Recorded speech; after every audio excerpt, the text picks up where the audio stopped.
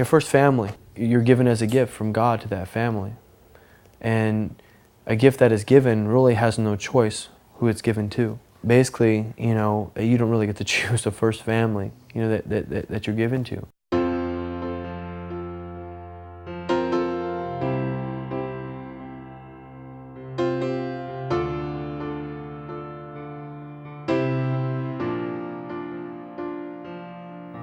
My brother, he had done something. I think he had knocked a ball off the Christmas tree, and my father became very enraged that he grabbed my brother and he slammed his face against an oak pole, and he broke, I guess, is considered his face at the age of, I believe he was like 7 years old. I remember just a lot of events like that.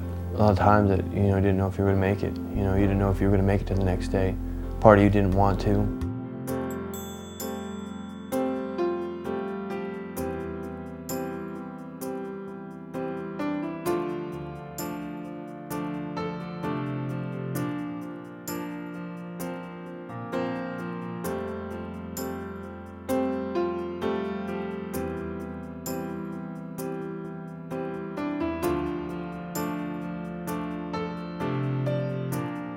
If you would have took me aside, you would ask me, what do you want most? What's that one thing?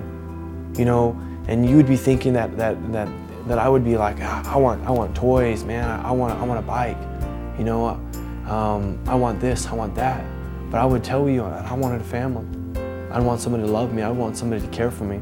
Someone to hold on to me when I was scared. Someone that I knew that was there for me and didn't have any other situation or any other hidden agenda to have me there.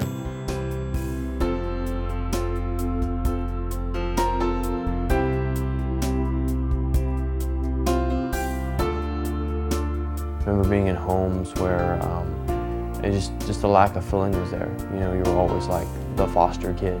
You were never a part of the family. You never felt like you were a part of anything. I remember the kids would have their lunch and then we would have our lunch. And there was about 6 or 7 of us at the time, and she would take one thing of top ramen noodles and she'd put it in there and she'd stir it up, and then all 6 or 7 of us would share one thing of top ramen, a lot of broth, very little noodle, and just like that. And they'd work us, I think 6, 7, 9 hours a day, and we were just a labor force to them. And a lot of times we didn't even get to go to school because we were doing our work. I remember one foster home, and they'd all sit at night as I did all the pots and I cleaned for 3 to 4 hours a night after going to school. They would laugh and watch me as they would watch TV, and as I would sit there and I would just clean. Went to another home to where the foster father had, I guess, this type of mental illness, a rage mental illness. He hit me. I remember that I would start going to every foster home, and I would have my stuff, and it would be sitting in a corner. And the foster mother would ask every day, why don't you unpack your stuff?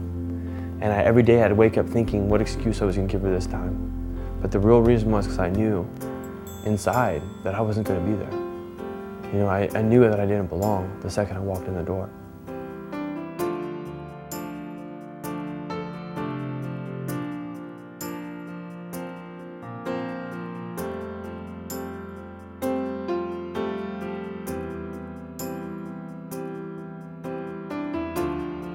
I remember right away, sitting down and talking to him, I felt different.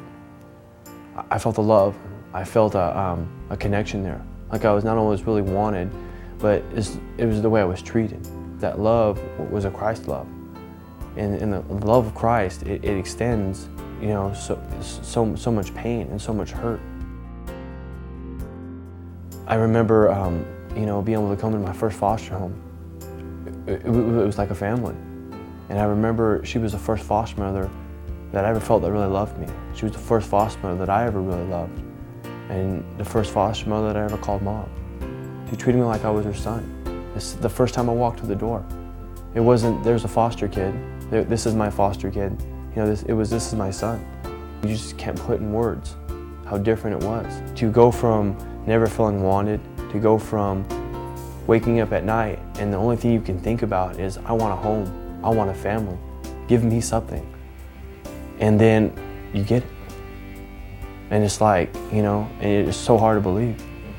And a Copy Villages did that to me.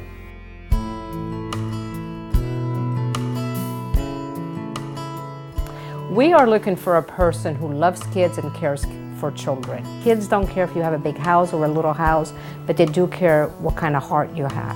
All these kids want is a home. It's not about the size of the house. It's not about, what car you drive, what your income is. It's about how you treat that child. We are looking for people who have a rich heart, people who really want to serve children.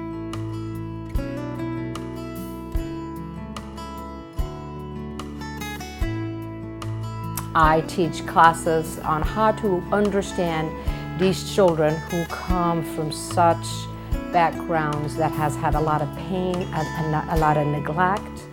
And in the classes, you will learn how you can be a better foster parent.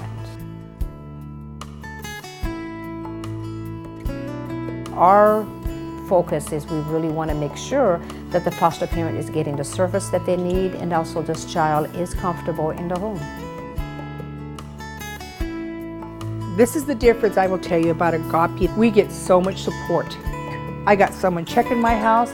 They're coming to see the kids. That's what makes sure everything stays nice and level in your home. That's the most important thing that I saw with Agape. This is what I really like. When I talk to other people with different places in the county, they don't do that. And that's what one thing is, you guys check on everything, make sure, if I can't take the kids to the doctor, I've got someone right there to help me. A lot of the ones don't do that. The first step they take, they call Agape. We'll interview them. That helps us to find out if this is for them. It also helps them. Because sometimes people say, I want to be a foster parent, and then they find out all that is involved, and they cannot do it. And we can help them decide.